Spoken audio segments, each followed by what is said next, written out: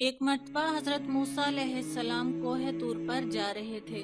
راستے میں ایک شخص نے درخواست کی، اے نبی اللہ، مجھے اپنی پیدائش سے آج تک کبھی پیٹ بھر کر کھانا نصیب نہیں ہوا۔ آپ اللہ تعالیٰ سے دعا کریں کہ میرے مقدر کا تمام رزق ایک ساتھ ہی عطا کر دے تاکہ چند دن تو میں پیٹ بھر کر کھانا کھا سکوں۔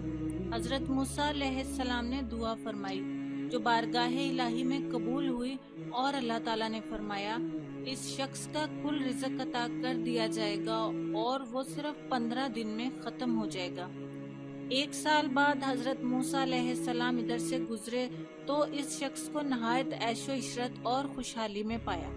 آپ علیہ السلام کو بڑا تعجب ہوا۔ انہوں نے عرض کیا، اے باری تعالیٰ، تیرا فرمانا تو یہ تھا کہ یہ شخص 15 یوم میں اپنی قسمت کا تمام رزق ختم کر لے گا، لیکن سال گزرنے کے باوجود اس کا رزق ختم ہونے کے بجائے اور بڑھ رہا ہے۔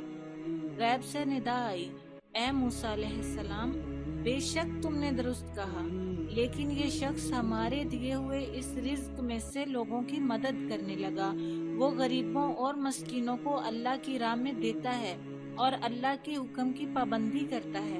اس نے صدقہ خیرات کو شعار بنا لیا ہے۔ اس کے رزق کے بدلے ہم اسے 10 گنا زیادہ دیتے رہے، اور اس کا رزق اس وقت تک بڑھتا رہے گا جب تک کہ وہ اس عمل کو جاری رکھے گا۔ سبحان اللہ۔